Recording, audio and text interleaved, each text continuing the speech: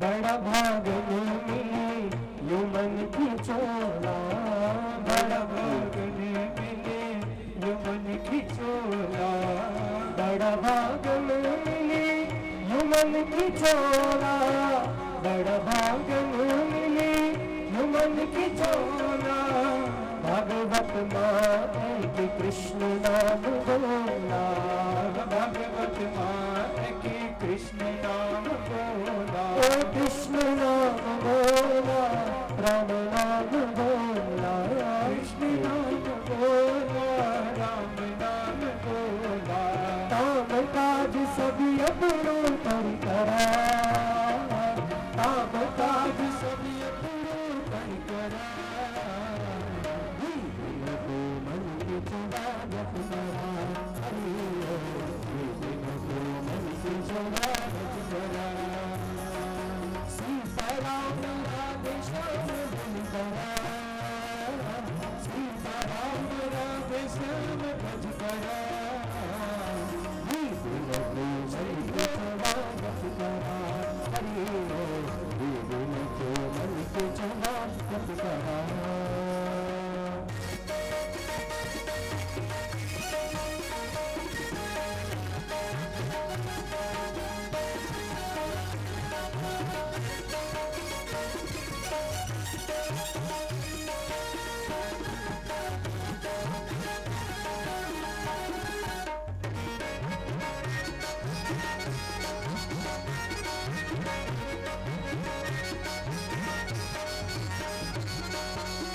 करका मन सभी की छूटी जाए, करका मन सभी की छूटी जाए, यकी छूट जाए, यकी छूट जाए, यकी छूट जाए, यकी छूट जाए।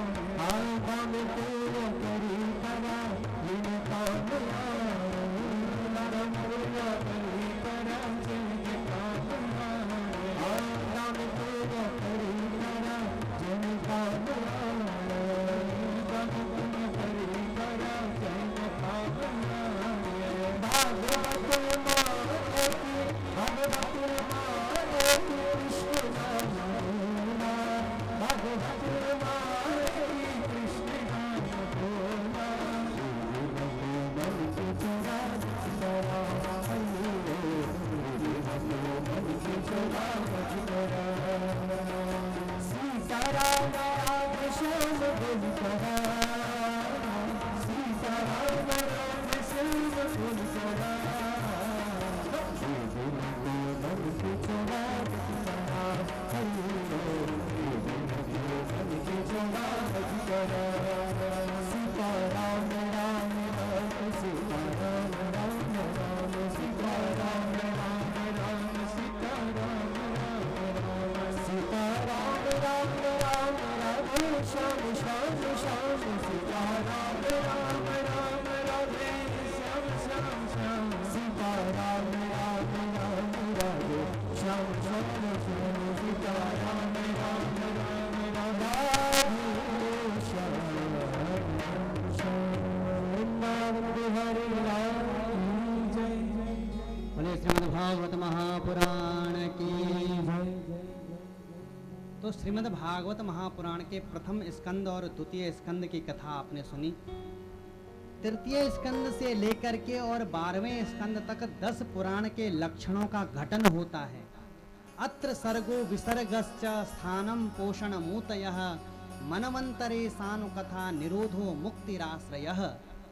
तो तीसरे स्कंद को सर्ग लीला कहा जाता है। सर्ग का मतलब होता है सर्जन करना, कि इस सृष्टि का सर्जन कैसे कैसे हुआ और जो ये सृष्टि आपके और हमारे समक्ष है इसमें पहले से लेकर अभी तक क्या क्या हुआ, तो सर्जन की लीला कहा।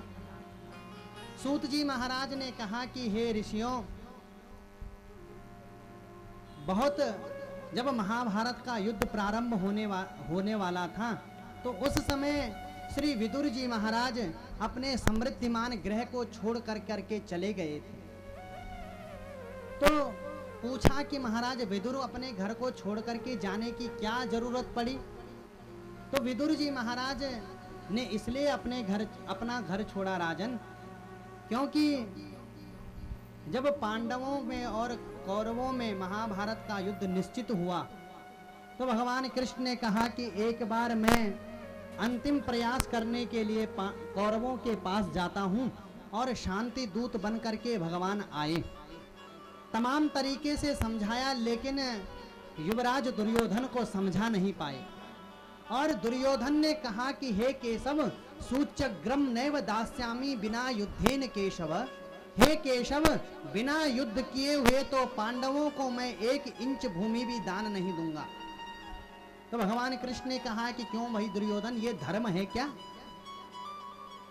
तो दुर्योधन ने कहा कि हे कृष्ण, मैं कब कह रहा हूं कि ये धर्म है? मैं तो कह रहा हूं कि ये अधर्म है। जानामि धर्मम न च मे प्रवृत्ति, जानाम्य धर्मम न च मे निवृत्ति, केनापि देवेन हृदय स्थितेन यतो नियुक्तोस्मि ततो करोमि। मैं जानता हूँ केशव कि धर्म क्या है, मुझे पता है कि अधर्म किसे कहा जाता है, लेकिन धर्म में मेरी प्रवृत्ति नहीं है, अधर्म मुझसे छूटता नहीं है। इसलिए मैंने एक बात निश्चित कर दी है कि सूच्यग्रम नैव दास्यामि बिना युद्धेन केशवा, बिना युद्ध के तो मैं पांडवों को 1 इंच भूमि का दान नहीं करूंगा। तो भगवान ने समझाया लेकिन नहीं समझे। तो रात्रि के समय में महाराज विदुर ने श्री धृतराष्ट्र जी महाराज को समझाया कि महाराज देखो, तुम्हारे घर में यह जो बालक दुर्योधन आया है ये साक्षात कलयुग का रूप है, और तुमने तो जीवन भर अपने पुत्रों का पोषण ही अधर्म से किया है। यदा तु राजा स्वसुतान साधुन पोषणन्न धर्मेण विनष्ट दृष्टिः भ्रातुर्यविष्ठस्य सुतान् विबन्धून् प्रवेश्य लाक्षा भवने ददाह। हे महाराज, क्या क्या आपने पांडवों पर अनीति नहीं करी है? अरे पांडव चाहें तो आपसे युद्ध कर सकते हैं, लेकिन आपका मान सम्मान रखने के लिए पांडव अपना अधिकार मांग रहे हैं, कम से कम 5 गांव तो दे दो। जब बहुत कुछ समझाया लेकिन धृतराष्ट्र की समझ में बात नहीं आई। दुर्योधन को पता चला कि भैया हमारे चाचा जी विदुर जी हमारे पिताजी को हमारे ही खिलाफ भड़का रहे हैं, तो तुरंत सभा में पहुंचा और जिन चाचा जी के चरणों में प्रणाम करना चाहिए, जिनके उपदेशों का पालन करना चाहिए, उनसे कह रहा है कि इस दुष्ट दासी पुत्र को इस भरी सभा में किसने बुलाया? खाता ये दुष्ट हमारे अन्न को है और भला चाहता है पांडवों का। क एन मत्रोपजुहावजीयम दास्याः सुतम यद बलिनैव पुष्टः तस्मिन् प्रतीप परिकृत्य आस्ते निर्वास्यतामासु पुरच्छवसानः। खाता हमारा अन्न है और भला चाहता है पांडवों को, इस दासी पुत्र को अभी धक्के मार करके इस राजसभा से बाहर कर दो। न दुर्योधन चुप हुआ, न धृतराष्ट्र ने दुर्योधन को रोका। तो विदुर जी महाराज समझ गए कि अब धृतराष्ट्र को भी हमारी आवश्यकता नहीं है। तो तुरंत कहा, सुनो दुर्योधन, धक्के मार करके भेजने की आवश्यकता नहीं है, हम स्वयं ही तुम्हें छोड़ करके जाते हैं। और यह कहकर के अपने धनुष बाण को हस्तिनापुर की राजसभा के मुख्य द्वार पर रखा। मानो दुर्योधन से कहा कि हे दुर्योधन, तू अपने मन में ये मत समझ लेना कि यहाँ से जाकर के हम पांडवों से मिल जाएंगे। अब न तो हम पांडवों के पक्ष में रहेंगे न तुम्हारे पक्ष में रहेंगे, हम तो तीर्थ की यात्रा को चलेंगे। और लोकेशना से दूर होकर के श्री विदुर जी महाराज तीर्थ यात्रा पर आए। वर्षों कई दिनों महीनों तक तीर्थों में यात्रा करी। एक दिन यमुना के तट पर भक्तराज उद्धव से भेंट हुई। भक्तराज उद्धव से भेंट हुई। दोनों मित्र परस्पर हृदय से हृदय को मिलाते हुए कुशल क्षेम पूछी और कहा कि भैया उद्धव, हमारे प्रभु अपने समस्त परिकर के साथ में कुशल मंगल हैं। जब भगवान की कुशल क्षेमता का प्रश्न पूछा तो उद्धव महाराज रोने लगे। उद्धव ने कहा कि हे विदुर जी भक्तराज, तुम्हें कुछ भी पता नहीं है। अरे महाभारत को बीता हुआ कितना समय हो गया है। अरे अब तो महाभारत की छोड़ो, अब तो भगवान श्री कृष्ण ऋषियों के शाप को माध्यम बना कर करके अपने यदुकुल का संहार करा करके स्वधाम को चले गए हैं। जब भगवान के स्वधाम जाने की कथा सुनी, एक एक लीला का वर्णन जब उद्धव जी महाराज ने किया तो भगवान की लीलाओं को सुनकर के दोनों भक्त विदुर और उद्धव जी महाराज अति द्रवीभूत हो गए और कहा कि हे उद्धव जी, भगवान ने जाते समय, हे विदुर जी, भगवान ने जाते समय मुझे दिव्य ज्ञान का उपदेश किया और अपनी चरण पादुकाएं मुझे दी और मुझे आज्ञा करी कि हे उद्धव, अब तुम बद्रीनाथ धाम में चले जाओ और बद्रीनाथ में जाकर के मेरी तपस्या करो, तुम्हें मुक्ति प्राप्त होगी। विदुर जी ने कहा कि भैया उद्धव, भगवान ने जो ज्ञान तुम्हें दिया है, यदि तुम्हें लगे कि मैं पात्र हूं तो तुम वह ज्ञान क्या मुझे प्रदान कर सकते हो। उद्धव ने कहा कि हे भक्तराज विदुर, तुम्हारी पात्रता में तो किसी अंधे को भी संशय नहीं हो सकता है, फिर जो आंख वाले हैं वो तो तुम पे संशय कर ही कैसे सकते हैं। लेकिन जब भगवान मुझे ज्ञान प्रदान कर रहे थे तो मेरे साथ साथ यह ज्ञान भगवान ने मैत्रेय मुनि को भी दिया। मुझे तो आज्ञा करी बद्रीनाथ जाने की और मैत्रेय मुनि से कहा कि हे मैत्रेय मुनि, आज तक जिसने भी मुझे कुछ दिया है मैंने उसे उसका दुगना कर करके वापस दिया है। केवल भक्तराज विदुर ने केवल मुझे दिया, मैंने उसे कुछ नहीं दिया। जब भी विदुर तुम्हें मिले तो मेरा यह दिव्य ज्ञान तुम विदुर को प्रदान कर देना। ये कह करके भक्त उद्धव तो बद्रीनाथ को चले और दोनों मित्र आपस में एक दूसरे को विदा कर करके उद्धव बद्रीनाथ को प्रस्थान कर गए और विदुर जी महाराज आ गए गंगा के तट पर हरिद्वार में। कई दिनों तक मैत्रेय महाराज का खोज हुआ। अंत में मैत्रेय महाराज का पता मालूम चला। आश्रम पर पहुंचे, मैत्रेय मुनि को प्रणाम किया और मैत्रेय मुनि से कहा कि भगवान, भक्तराज उद्धव से पता चला कि भगवान ने आपको आज्ञा करी है ज्ञान प्रदान करने के लिए, तो मैं आपके समक्ष खड़ा हूं महाराज, आप कृपा करके वह ज्ञान मुझे प्रदान कीजिए जो भगवान ने जाते समय आपको प्रदान किया। तो मैत्रेय मुनि ने कहा कि हाँ हाँ भक्तराज विदुर, तुम प्रश्न पूछो, हम तुम्हें प्रश्न के उत्तर में वह दिव्य ज्ञान प्रदान करेंगे। तो भक्त उद्धव श्री विदुर जी महाराज ने प्रश्न पूछा, हे भगवान, सुखाय कर्माणि करोतु लोके न तये सुखं वान्यदुपारमं वा विन्देत भूयस्तत एव दुःखम् यदत्र योक्तं भगवान वदेन्नः। हे भगवान, हम आपसे जानना चाहते हैं कि इस संसार में प्रत्येक प्राणी मात्र अपने सुख के प्रति लालायित रहता है और संसार में देखा जाता है कि जितना जो व्यक्ति अपने सुख के लिए प्रयत्न करता है उतना दुख के दलदल में फंसता ही चला जाता है। तो संसार ऐसा विरोधी धर्मी क्यों है महाराज? जब सुख चाहे तो सुख नहीं मिलता, सुख के प्रत्युर में दुख मिलता है, और कभी कभी तो दुख के प्रत्युर में सुख मिल जाता है। तब मैत्रेय मुनि कहते हैं कि हे विदुर जी, किसी को दुख और सुख की मूल परिभाषा तो पता ही नहीं है।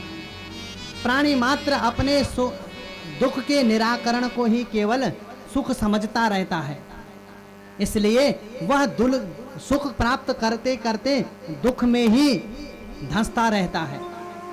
अंत में विशद प्रश्नों का उत्तर दिया। फिर वही प्रश्न विदुर जी महाराज ने भी किया। भगवान के अवतारों की चर्चा हुई और पुनः प्रश्न हुआ कि भगवान इस सृष्टि की रचना कैसे करते हैं। तो फिर वही प्रसंग सुनाया कि सबसे पहले आदि नारायण भगवान श्रीमन नारायण के नाभि कमल से ब्रह्मा जी, और ब्रह्मा जी ने 100 वर्षों तक तपस्या करी।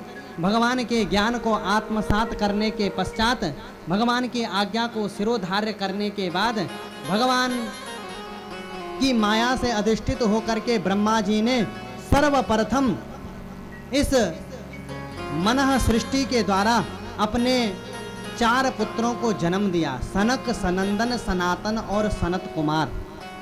चारों पुत्रों से कहा कि बेटा तुम सृष्टि को बढ़ाने में हमारी सहायता करो। चारों बालकों ने कहा कि हे पिताजी, हम तो भगवान का ध्यान करेंगे, सृष्टि के विस्तार में हमें कोई रुचि नहीं है। तो ब्रह्मा जी ने देखा कि मेरे पुत्र मेरी आज्ञा का स्वीकार नहीं कर रहे हैं। इतना क्रोध आया कि क्रोध भृकुटी का भेदन कर गया, और भृकुटी का भेदन कर करके एक छोटे से बालक के रूप में प्रकट हुआ।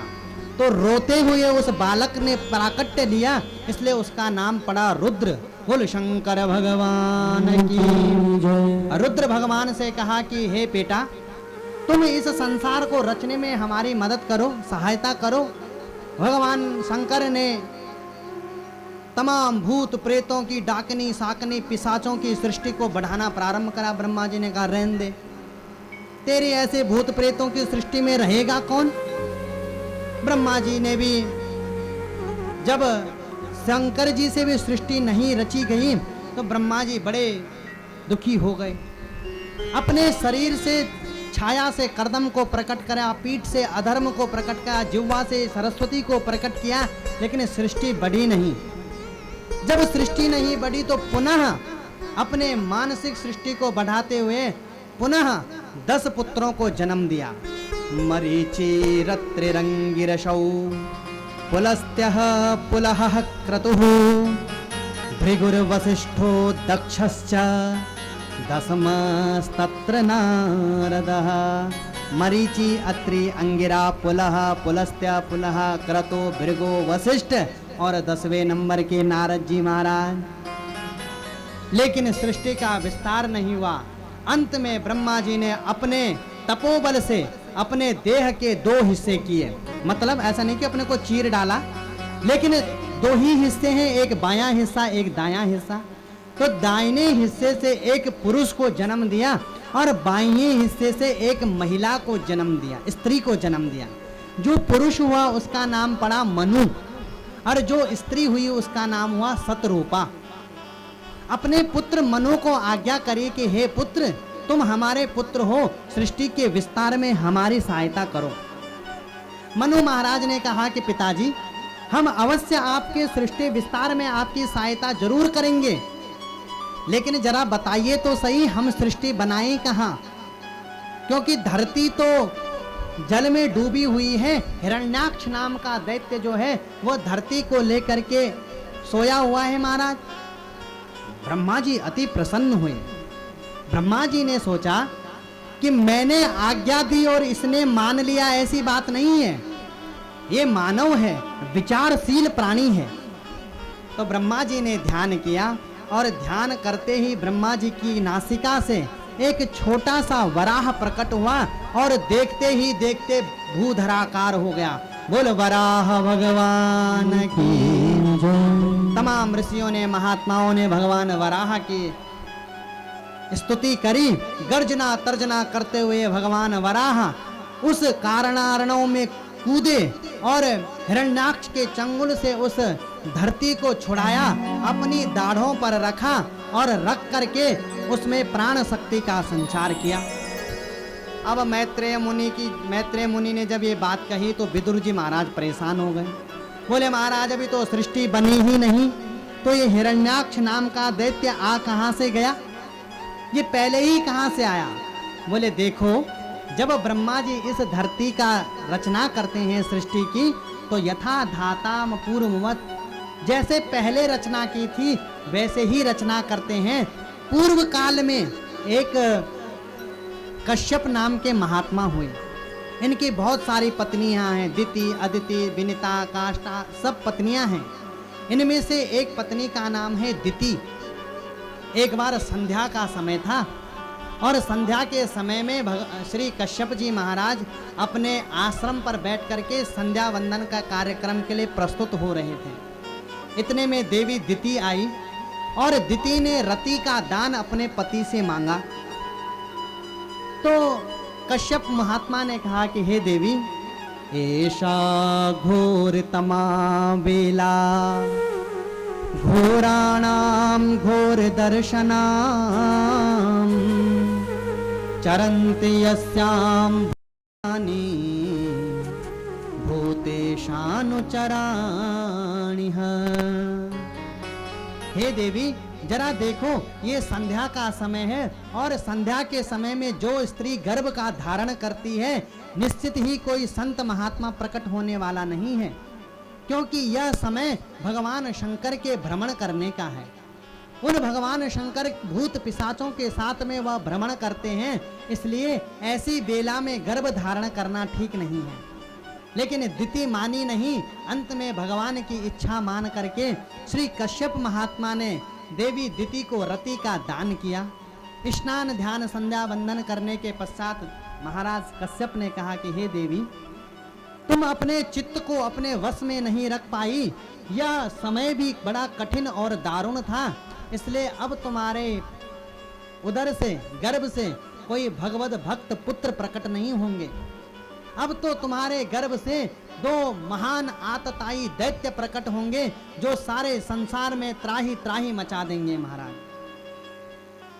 जब दिति को अपनी भूल का पश्चाताप हुआ, तब कश्यप जी ने कहा कि हे देवी, पुत्र तो जरूर तुम्हारे आसुरी स्वभाव के होंगे, लेकिन पुत्र का पुत्र ऐसा भगवत भक्त होगा कि सारे वंश को तार देगा।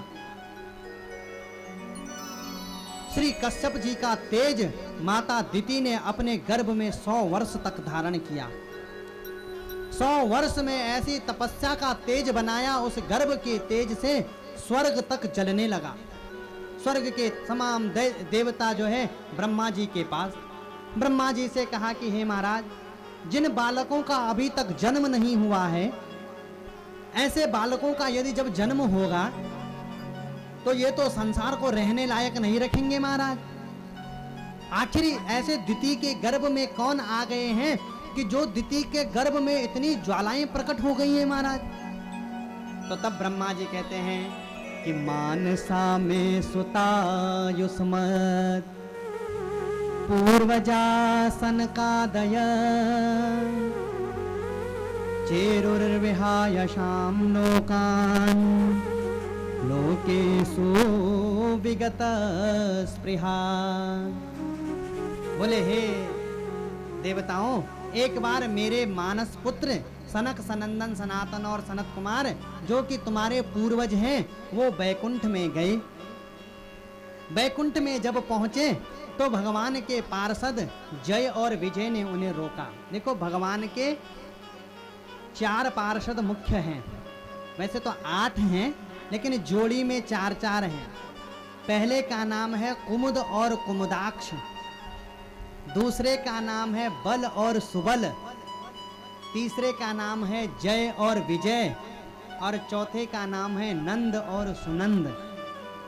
ये मुख्य पार्षद हैं भगवान के। तो उसमें से जो जय और विजय नाम के पार्षद थे, उन्होंने मुख्य द्वार पर रोका। तो जब ऐसी धृष्टता उनकी देखी तो तुरंत शाप दे डाला कि इस बैकुंठ में तुम्हारी देह बुद्धि है, जाओ तुम आसुरी स्वभाव में उत्पन्न हो, जाओ तुम दैत्य बन जाओ। वही जय और विजय। हे परीक्षित, हे विदुर जी महाराज, वही जय और विजय उन ब्राह्मणों के शाप से पतित हुए और माता दिति के गर्भ में आए। समय बीता और 100 वर्षों के पश्चात माता दिति ने अपने गर्भ को जन्म दिया। तो जैसे ही माता दिति ने गर्भ को जन्म दिया तो भागवतकार लिखते हैं कि दिविस्पृशौ हेम किरीट कोटिभिः निरुद्ध काष्ठा स्फुरदंगदा भुजौ गाम कंपयन्ति चरणै पदे पदे कट्या सुकांचार कमतित्य तस्थतु।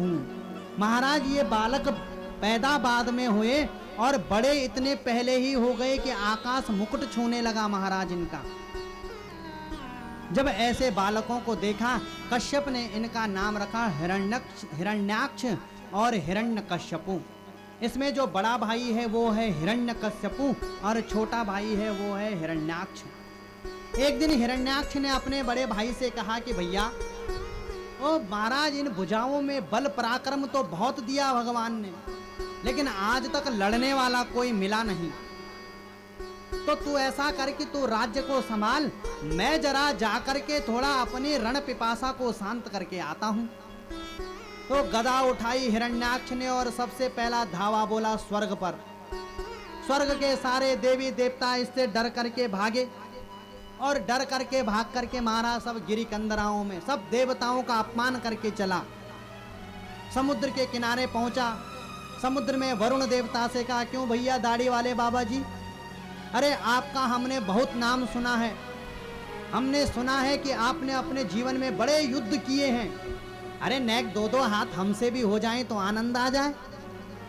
वरुण महाराज ने कहा कि इससे कौन भिड़ेगा इधर बुढ़ापे में।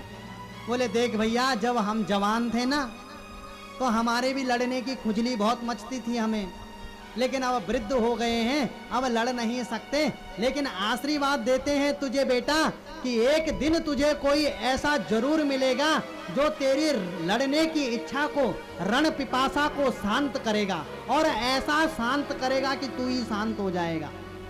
बोले हाँ हाँ बुड्ढे जी, बहुत देखे हमने तुम्हारे जैसे। वरुण जी का भी अपमान करके चला। थोड़ी दूर आगे चला तो नारद जी दिखे। अब नारद जी बेचारे झांझ मंजीरा लेकर के श्रीमन नारायण नारायण करते हुए चल रहे थे। तो इसने रास्ते में पकड़ लिया, ए बाबा इधर आ। नारद जी ने कहा भला हो इसके पल्ले पड़े हम आज। बोले हाँ बाबा, क्या 24 घंटे तू नारायण नारायण लगा रहता है? तुझे लड़ना लुड़ना भी आता है क्या कुछ? अरे ये झांझ मंजीरा नीचे रख, जरा 2-2 हाथ हो जाए। नारद ने कहा तेरे से कौन भिड़ेगा भाई। बोल देख भाई, लड़ना भिड़ना तो हमें नहीं आता, हाँ लेकिन लड़ाने भिड़ाने में हम माहिर हैं। कब किसको किससे लड़ा दे कोई पता नहीं। तू कहे तो तेरा भी इंतजाम करे। बोले हाँ हाँ बता। बोले ऐसा इंतजाम बताएंगे कि लड़ने व तू घर में पड़ा रहेगा, लड़ने वाला खुद तेरे पास आएगा लड़ने के लिए। बोले हाँ तो बता। तो नारद ने कहा कि ऐसा कर, बल तो तेरे अंदर है, स्वर्ग पे तेरा राज है, इस धरती को उठा, तकिया लगा और सो जा, अपने आप आता लड़ने वाला। वो नारद जी की बात पर विश्वास किया और इस हिरण्याक्ष ने धरती का हरण किया और जल में गया, अंतरिक्ष में जाकर के लगाया सिरहाना और सो गया। इधर वराह भगवान ब्रह्मा जी की नासिका से प्रकट होकर के चले तो ये कहीं घूमने गया हुआ था। तो भगवान ने उस पृथ्वी को उठाया, अपने मुख पर दांतों के ऊपर स्थापित किया और बड़े वेग से बाहर चले। जब इसने देखा कि कोई पृथ्वी का हरण करके ले जा रहा है तो इसने पीछे से आवाज लगाई, अरे भैया रुक जा, ऐसे चोरों की तरह क्यों पृथ्वी को लिए जा रहा है? अरे नेक 2-2 हाथ हो जाएं फिर लेके जा। भगवान ने कहा तेरे से निपटेंगे, थोड़ा रुक जा। भगवान ने पृथ्वी को जल के ऊपर लगाया, अपनी आधार शक्ति का प्रणयन किया और फिर गदा उठाई। बोले हाँ भैया हिरण्याक्ष, अब बता तू क्या कह रहा था? तूने हमें युद्ध के लिए ललकारा है ना, तो ले मैं युद्ध के लिए तेरे सामने प्रस्तुत हूँ। अब तेरी जैसी इच्छा हो तू हमसे युद्ध कर। तो मैत्रेय मुनि से विदुर जी मैत्रेय मुनि विदुर जी से कहते हैं कि हे विदुर जी, ऐसा भीषण संग्राम हिरण्याक्ष और भगवान वराह के मध्य हुआ कि एक बार तो भगवान की गदा हाथ से छूट गई। देवताओं ने कहा कि भैया भगवान जल्दी जल्दी करो, अगर रात्रि हो गई तो इसका बल और बढ़ेगा। इतनी देर में तो हिरण्याक्ष ने एक मुक्का घुमा करके भगवान की छाती पर मारा। भगवान ने कहा वाह रे बहुत बढ़िया, अरे तूने एक मुष्टिका का प्रहार किया है तो नेक एक थप्पड़ हमारी भी खा के देख ले। और करेण कर्ण मूले हन यथा त्वाष्ट्रम मरुत्पति, त्रिलोक की ब्रह्मांड की शक्ति को समेट करके भगवान ने एक थप्पड़ जैसे ही इसके मारा सो एक रक्त बमन करता हुआ धरती पर धड़ाम से गिरा। तो गोविंदाय नमो नमः। अब सारे देवता आपस में एक दूसरे को हिलाएं, भैया मर गया कि जीवित है। एक ने कहा भैया लग तो रहा है कि मर गया है। तो दूसरे ने कहा भैया कि मर गया अगर तो भगवान ने इतना बड़ा कार्य किया है तो इतना बड़ा कार्य करने के बाद भगवान की स्तुति तो करनी ही चाहिए, भगवान की स्तुति तो बनती है। तो दूसरे ने कहा कि भैया भगवान की स्तुति जरूर करियो, लेकिन ये ध्यान रखियो कि स्तुति करते समय इसका अपमान न हो जाए। बोले क्यों? बोले अगर इसका अपमान हुआ और कहीं ये जीवित हुआ तो अगला नंबर तेरा, इसलिए स्तुति बड़े ढंग से कर।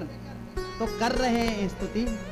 हे भगवान आपने इस महाभाग्य, देखो अहो इमाम को नु लभेत संस्थितिम, हे भगवान आपने इस महाभाग्यशाली हिरण्याक्ष को कौन सी गति प्रदान की होगी।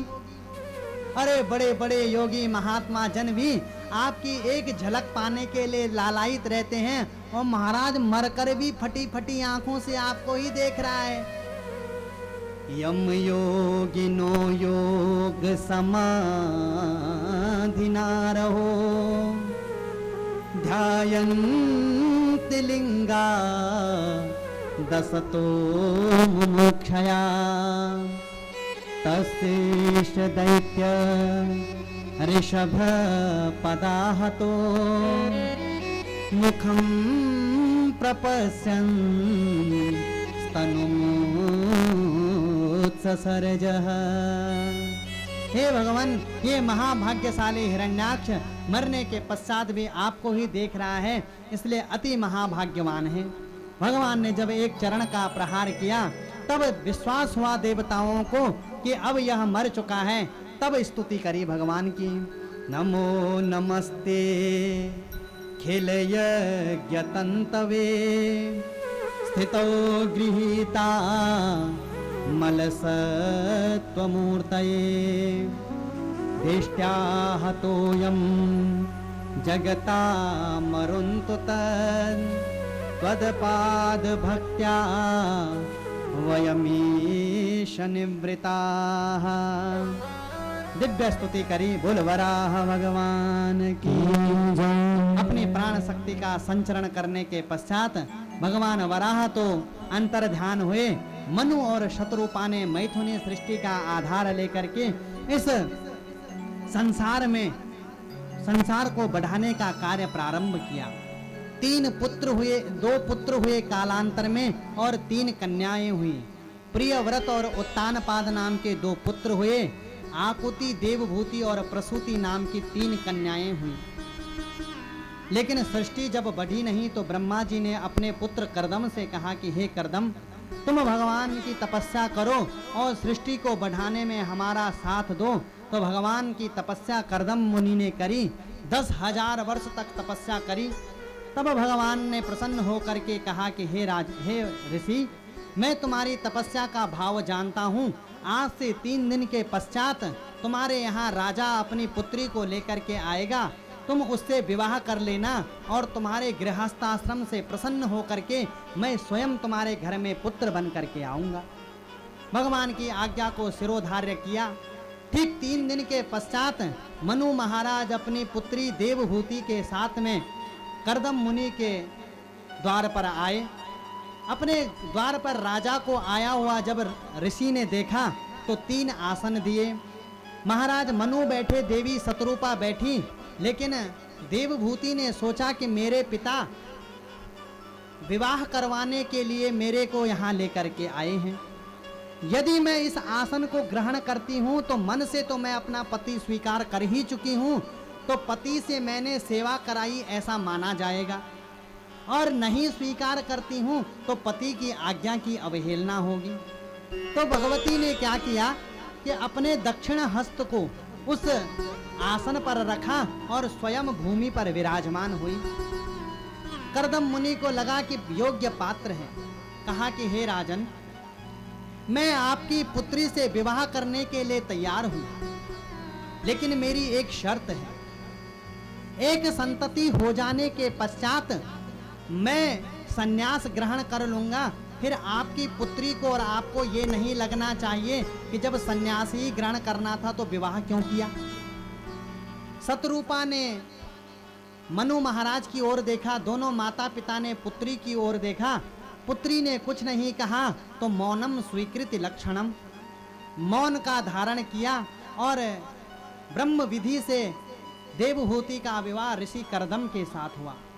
लेकिन करदम जी मुनि का विवाह हुआ, वर्षों तक करदम मुनि का विवाह हुआ, लेकिन विवाह होते ही ऐसी समाधि बाबा की लगी कि कितने वर्ष बीत गए कोई पता नहीं है। वर्षों बाद जब तपस्या खुली तब देवभूति को अपने समक्ष देखा और देवभूति से कहा कि हे देवभूति, हमारे लिए तुमने अपने शरीर का भी ध्यान नहीं रखा, इसलिए हम तुमसे अति प्रसन्न हैं। तुष्टो हमद्य तब मान विमान दाया शुश्रूषया परमया परयाच भक्त्या, इसलिए कहो तुम क्या चाहती हो। तो देवी देवभूति ने कहा कि हे महात्मन, एक स्त्री के जीवन में केवल दो ही बातें होती हैं। एक कन्या चाहती है कि जीवन में उसे एक अच्छा पति प्राप्त हो, गुणवान और योग्य पति प्राप्त हो, और दूसरा एक ही कामना होती है कि एक अच्छे पुत्र की, अच्छी संतान की वह माता बन सके। भगवान की कृपा से आप जैसा तपस्वी पति मुझे प्राप्त हुआ है। मैं चाहती हूँ कि हमारा विवाह हुआ है तो एक संतान तो होनी ही चाहिए। अपनी पत्नी देवभूति का जब आग्रह देखा तो तुरंत सरोवर में देवी देवभूति को स्नान करवाया, मंत्र का बल प्रयोग किया और एक कामद नाम का विमान रचा। वर्षों तक देवी देवभूति के साथ में भगवान श्री करदम महात्मा इस विमान में भ्रमण करते रहे। कालांतर बीता और माता देवभूति के गर्भ से पिता करदम के द्वारा 9 पुत्रियों की प्राप्ति हुई। 9 पुत्रियां प्राप्त हुई। करदम मुनि ने कहा कि हे देवी, हमने विवाह के समय तुमसे कहा था कि एक संतान हो जाने के पश्चात हम संन्यास ग्रहण करेंगे, इसलिए अब हम संन्यास को जाएंगे। देवभूति ने कहा कि महाराज आप अवश्य संन्यास को जाइए, लेकिन एक समस्या का समाधान जरूर कीजिए। बोले क्या? बोले जब तुम संन्यास को चले जाओगे, बेटियों का विवाह होकर के अपने अपने घर चले जाएंगी, बस इतना बताते जाओ कि इस बुढ़ापे में, वृद्धावस्था में मैं देवभूति किसके बल पर रहूंगी। तब करदम महात्मा को याद आया कि भगवान ने मुझसे कहा था कि मैं तुम्हारे घर में पुत्र बन करके उत्पन्न होऊंगा। तो भगवान ने अपनी वाणी को सत्य किया और कालांतर में भगवान देवहूति माता के गर्भ से पिता करदम के द्वारा साक्षात कपिल महाराज के रूप में प्रकट हुए। बोल कपिल भगवान की जय। कपिल भगवान का दर्शन करने के लिए ब्रह्मा जी आए। ब्रह्मा जी ने अपने 9 पुत्रों का विवाह करदम जी की 9 पुत्रियों से किया। 10वें नंबर के नारद जी घूमने गए हुए थे। अब करदम जी महाराज ने अपनी प्रतिज्ञा अनुसार संन्यास धारण किया। अब तो उस कामद नाम के विमान में केवल माता देवभूति और भगवान कपिल रह गए। एक दिन माता देवभूति अपने पुत्र के पास गई और कहा, हे बेटा, निर्विण्णाम नितराम भूमन असद इंद्रिय तर्षणा एन संभाव्यमानेन प्रपन्नांधम तम प्रभो। हे बेटा कपिल, मैंने सुना है कि तू साक्षात भगवान है। मैं तुझसे ये पूछना चाहती हूँ कि मुझ देवभूति को अपने जीवन में क्या प्राप्त करना शेष रह गया है जो अभी तक प्राप्त नहीं कर पाई हूँ। अरे जब जन्म हुआ तो मनु महाराज की पुत्री राजकुमारी बन करके रही, विवाह हुआ तो करदम जैसे महात्मा से हुआ, दामाद जिसके भृगु और वशिष्ठ जैसे हैं, पुत्र जिसका कपिल जैसा है, ऐसा कोई भोग नहीं है जिसको मैंने भोगा नहीं हो। लेकिन बेटा फिर भी अपूर्णता है, मैं तेरी शरण में हूँ। तम त्वागताहम शरणम शरण्यम स्वभृत्य संसार तरो कुठारम जिज्ञासयाहम प्रकृति पुरुषस्य नमामि सद्धर्मविदां वरिष्ठम। हे बेटा, अपने भक्तों के अज्ञान रूपी वृक्ष को काटने के लिए तो कुल्हाड़ी के समान है, इसलिए मेरे इस अज्ञान के वृक्ष को तू काट। अपनी माता की ऐसे बातों को सुना जब, तो भगवान कपिल ने सांख्य शास्त्र के माध्यम से योग का दिव्य उपदेश अपनी माता को दिया। इतना विशुद्ध उपदेश दिया कि जिसे आज भागवत में कपिलाष्टाध्यायी कहते हैं। यदि एक एक अध्याय का प्रवचन किया जाए तो एक भागवत की कथा तो एक अध्याय के लिए ही चाहिए। भगवान ने बस एक ही बात कही कि माता, जो विषय अपने आप में अपूर्ण हैं, उनको प्राप्त कर करके कोई पूर्ण नहीं हो सकता है। पूर्णता तो केवल भगवान के चरण कमलों का ध्यान करके ही हो सकता है। संचिन्तयेद् भगवत चरणारविंदम वज्रांकुशध्वज सरोरुहलांछनाढ्यम उत्तुंग रक्त विलसन्नख चक्रवाल ज्योत्स्नाभिराहत महद हृदयांधकारम। भगवान के चरण कमलों का ध्यान करो माताजी। दिव्य उपदेश दिया और उपदेश के अंत में माता ने कहा कि हे बेटा, तेरे इस समस्त शास्त्र का उपदेश का सार एक ही है कि चाहे व्यक्ति कितना भी बड़ा श्रीमंत हो जाए, तपस्वी ही क्यों नहीं है, लेकिन भगवान का नाम यदि उसके मुख पर नहीं है तो भगवान का नाम से विमुख होने के कारण वह प्रायः हीन ही है। उससे श्रेष्ठ तो वह चांडाल है जो भगवान का दिव्य नाम अपने मुख में धारण करे रहता है। बोल कपिल भगवान की।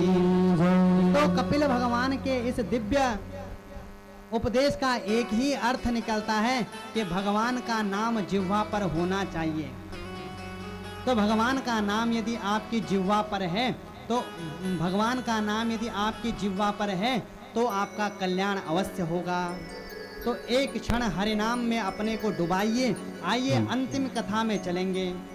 राधा राधा कृष्ण राधा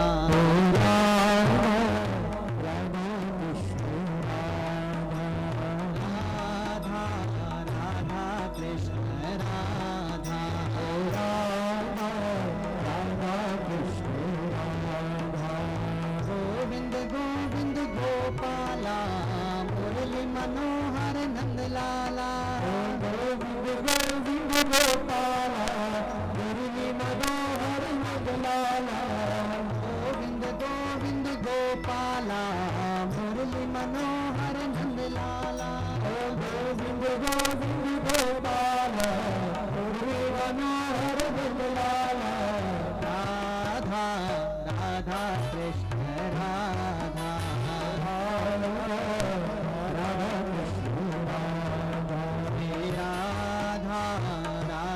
कृष्ण राधा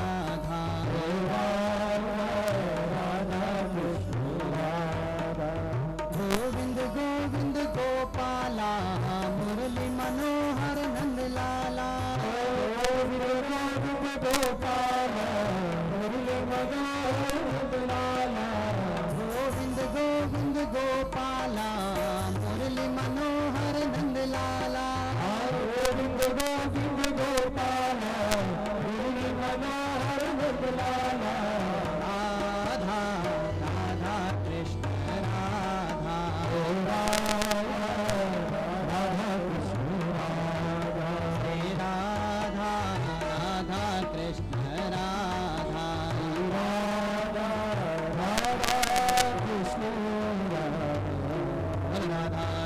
भगवान की। तो एक बेटी देवभूति का चरित्र आपने सुना। कपिलाष्टाध्यायी के साथ में तृतीय स्कंद को श्री मैत्रेय मुनि ने विराम किया। बड़ी जो बेटी थी मनु महाराज की, उसका नाम हुआ आकुति। आकुति देवी का विवाह हुआ रुचि ऋषि नाम के प्रजापति के साथ, लेकिन विवाह हुआ पुत्रिका धर्म के माध्यम से। पुत्रिका धर्म जानते हैं आप? पुत्रिका धर्म उस धर्म को कहा जाता है जहां पर लड़की का पिता अपने दामाद से यह शर्त रखता है कि हे बेटा, यदि मेरी पुत्री के गर्भ से कोई पुत्र हुआ तो उस पर मेरा अधिकार होगा, यानी कि लड़की के पिता का अधिकार होगा, और यदि कोई लड़की हुई तो उस पर तेरा अधिकार होगा। और यह बात शास्त्र मत थी, शास्त्र मान्य थी, तत्कालीन समाज में मान्य थी। ऐसा नहीं है कि मनु महाराज के पुत्र नहीं हैं, प्रियव्रत और उत्तानपाद नाम के 2 पुत्र हैं, लेकिन फिर भी पुत्रिका धर्म से विवाह किया। क्यों? क्योंकि मनु महाराज ने सोचा कि जैसे मेरी एक बेटी के गर्भ से भगवान ने जन्म लिया, हो न हो मेरी दूसरी बेटी के गर्भ से भी भगवान का प्राकट्य हो जाए। और मनु महाराज की बात सर्वथा सत्य हुई। कालांतर बीता और रुचि ऋषि प्रजापति के द्वारा आकुति माता के गर्भ से भगवान ने साक्षात नर नारायण के रूप में अवतार ग्रहण किया। बोल नर नारायण भगवान की। ये आज भी बद्रीनाथ में विराजमान हैं और दिव्य तपस्या कर रहे हैं। श्री देवभूति माता के जो 9 पुत्रियां हुई, उनमें एक पुत्री का नाम हुआ अनुसूया। इनके पति का नाम हुआ अत्रि। जब बहुत समय तक संतान नहीं हुई तो संतान न होने के कारण ऋक्षकुल नामक पर्वत पर गए, भगवान का ध्यान किया। तो ध्यान के कारण ब्रह्मा विष्णु महेश तीनों प्रकट हुए। तीनों ने आशीर्वाद दिया और करस्यांसो निबोधांगिरस प्रजा सोमो भूत ब्रह्मणोंसेना। ब्रह्मा जी के अंश से जिस पुत्र का प्राकट्य हुआ उसका नाम हुआ चंद्रमा, चंद्र। और शंकर के अंश से जो पुत्र प्रकट हुआ उसका नाम हुआ दुर्वासा। और भगवान नारायण के अंश से माता अनुसूया के गर्भ से जिस बालक का जन्म हुआ उसका नाम हुआ दत्तात्रेय। बोल दत्तात्रेय भगवान की। तो 2 बेटियों का आपने सुना। पहली बेटी आकुति, दूसरी बेटी हुई देवभूति, और तीसरी बेटी मनु महाराज की हुई देवी प्रसूति। मैत्रेय मुनि विदुर जी से कहते हैं कि हे विदुर जी, प्रसूति देवी का विवाह हुआ दक्ष प्रजापति के साथ में। दक्ष प्रजापति के साथ में हुआ, पुत्र तो नहीं हुआ लेकिन 16 कन्याएं हुई। और 16 कन्याएं जब हुई तो उन 16 कन्याओं में से 13 कन्याओं का विवाह करा गया धर्म जी के साथ में। उन 13 कन्याओं में से जो मूर्ति नाम की कन्या थी, उस कन्या के गर्भ से साक्षात भगवान यज्ञ नारायण के रूप में प्रकट हुए। बोले यज्ञ नारायण भगवान की। तो यज्ञ नारायण भगवान का प्राकट्य हुआ। 13 पुत्रियों का विवाह हुआ धर्म जी के साथ। 14वीं पुत्री का नाम था स्वाहा देवी। क्या नाम था? स्वाहा देवी। इस स्वाहा देवी का विवाह हुआ अग्नि देवता के साथ में। 3 पुत्र हुए, पावक, पवमान और सुचि। ये 3 पुत्र हुए। 15वीं बेटी जो हुई उसका नाम हुआ स्वधा देवी। इस स्वधा देवी का विवाह हुआ पितरों के साथ में। 2 पुत्रियां हुई, एक का नाम धरणी और एक का नाम वयुना। ये दोनों ब्रह्मवादिनियां हुई। और सबसे अंतिम छोटी पुत्री जो थी उसका नाम था सती देवी। और इस सती देवी का विवाह हुआ साक्षात भूत भावन भगवान कैलासाधिपति भूत भावन भोलेनाथ से। लेकिन हे विदुर जी, भगवान शंकर की माता सती से कोई संतति हो नहीं पाई, क्योंकि एक बार अपने पिता के घर में जाकर के देवी सती ने क्रोध में आकर के अपने पिता के यज्ञ में अपना देह भस्म कर दिया। जब ये बात सुनी मैं विदुर जी ने, तो विदुर जी चौंक गए।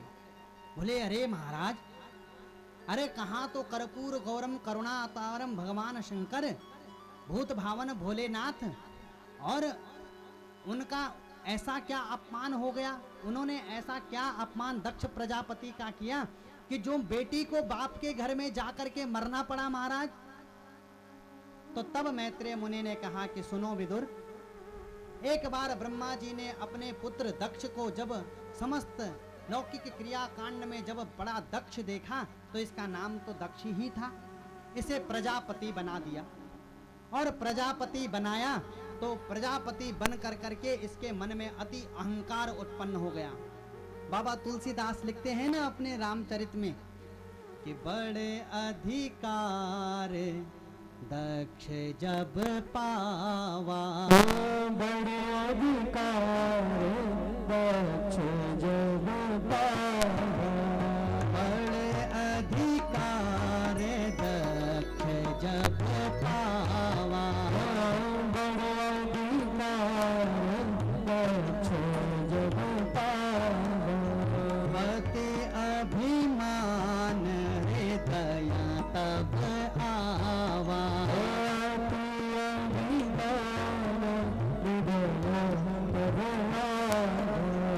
नहीं अस जग महाजन मा कोई, अस जग जग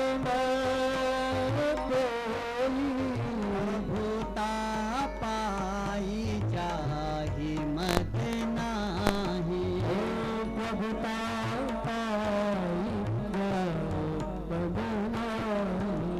बाबा तुलसीदास लिखते हैं कि ऐसा कोई नहीं हुआ है जिसने भगवान जो प्रकट हो, जो इस धरती पर जिसे बड़ा अधिकार प्राप्त हुआ हो और बड़ा अधिकार प्राप्त होने के बड़ा अधिकार प्राप्त हुआ हो।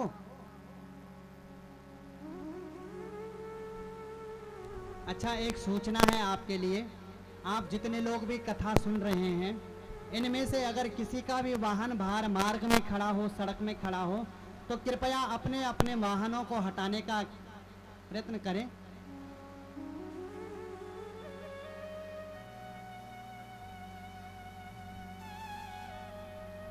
गाड़ी नंबर 6734 6734 हरियाणा की गाड़ी है, हरियाणा का नंबर है 6734। और कोई भक्त अंदर बैठा हो कथा सुनने के लिए, गाड़ी लगा रखी हो, तो कृपया इसको साइड कर दें, बाहर जाम लग रहा है और लोगों हाँ गाड़ी कुछ सामान ले जाना जो सब हो, लेकिन आप साइड कर दें इसको। हरियाणा की गाड़ी 6734 नंबर गाड़ी। और भक्तवत्सल भगवान की जय। तो बाबा तुलसी कहते हैं कि हे मानवों, ऐसा कोई इस धरती में प्रकट नहीं हुआ है अभी तक जिसे कोई बड़ा अधिकार प्राप्त हुआ हो और उसके मन में उसके मन में अभिमान प्रकट न हुआ हो। दक्ष प्रजापति को भी जब प्रजापति का पद प्राप्त हुआ तो दक्ष प्रजापति के मन में अति अहंकार प्रकट हो गया। दक्ष प्रजापति के स्वागत समारोह में देवताओं ने, ऋषियों ने, मुनियों ने जब दक्ष प्रजापति का स्वागत समारोह किया तो अपने स्वागत समारोह में जैसे ही दक्ष प्रजापति प्रकट आए, वैसे ही समस्त देवता, ऋषि, मुनि, संत, सन्यासी राजा दक्ष प्रजापति के सम्मान में, स्वागत में उठ खड़े हुए। अपने सम्मान में खड़े हुए समस्त देवी देवताओं को जब दक्ष प्रजापति ने देखा तो महाराज अत्यंत प्रसन्न हो गया। आहा हा हा, क्या आनंद आ गया महाराज। लेकिन अचानक दृष्टि पड़ी कि 3 लोग खड़े नहीं हुए। तो पहले थे ब्रह्मा जी, तो ब्रह्मा जी क्योंकि दक्ष के पिता हैं इसलिए कुछ कह नहीं पाया, क्योंकि पिता से क्या कहता। दूसरे थे भगवान नारायण, नारायण आराध्य देवता हैं इसलिए कुछ नहीं बोला। लेकिन जैसे ही भगवान शंकर पर दृष्टिपात हुआ और भगवान शंकर को देखा कि अरे ये मेरा दामाद है, उठ करके इसे मुझे प्रणाम करना चाहिए, और ये अपने स्थान से खड़ा भी नहीं हुआ। ओ महाराज, इतना क्रोध आया दक्ष प्रजापति को कि अपनी सभापति की गद्दी पर बैठा और बैठते ही महाराज भाषण चालू। श्रूयतां ब्रह्म ऋषयो में सहदेवा सहाग्नयः साधूनां ब्रुवते वृत्तं नाज्ञानानां च मत्सरात्। अरे भैया सभासदों, सुनो सुनो, मेरा यह मानना है कि सभा में प्रायः सभ्य लोगों को ही बैठना चाहिए। एक असभ्य व्यक्ति भी यदि किसी सभा में बैठ जाए तो सभा का स्वरूप बिगड़ जाता है। इसलिए जैसे एक मछली सारे तालाब को गंदा कर देती है, उसी प्रकार एक असभ्य व्यक्ति भी यदि सभा में बैठ गया तो सभा का स्वरूप बिगड़ जाता है। तो सारे देवी देवता एक दूसरे की तरफ देखने लगे।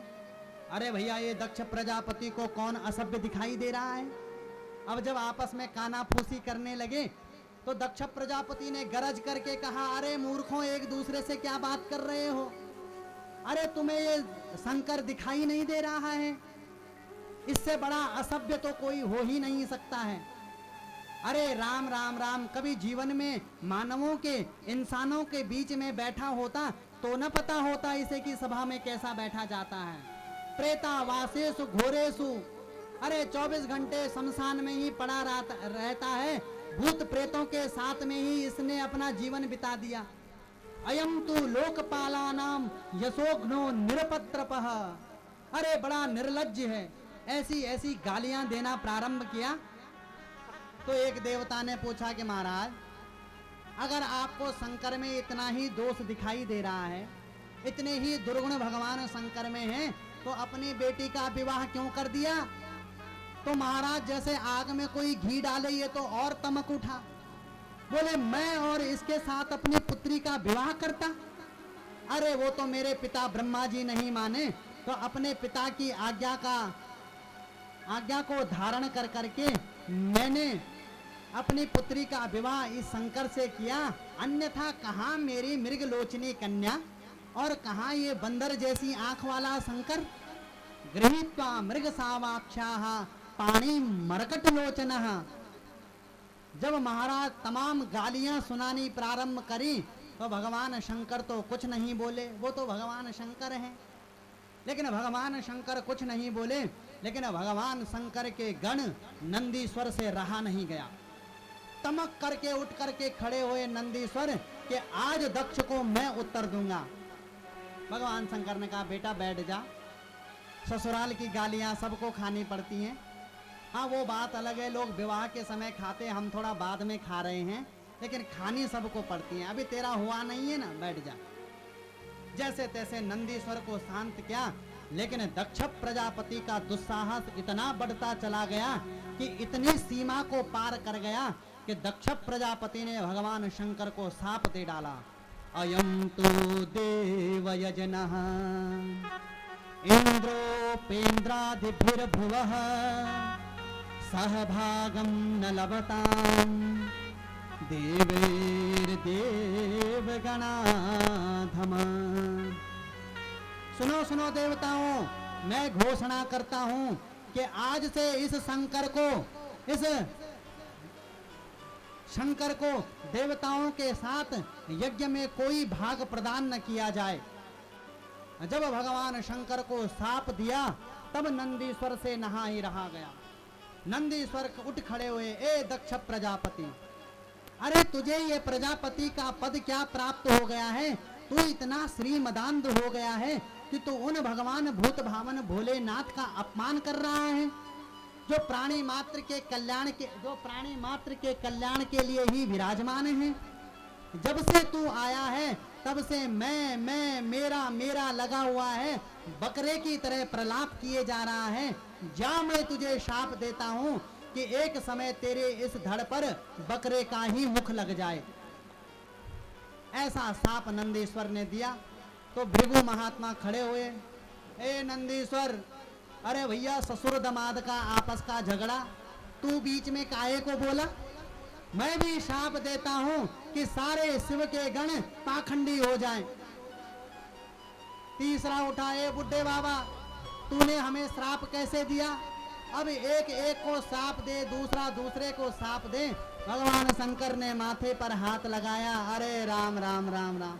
अरे भैया, स्वागत समारोह हो रहा है कि साप समारोह हो रहा है?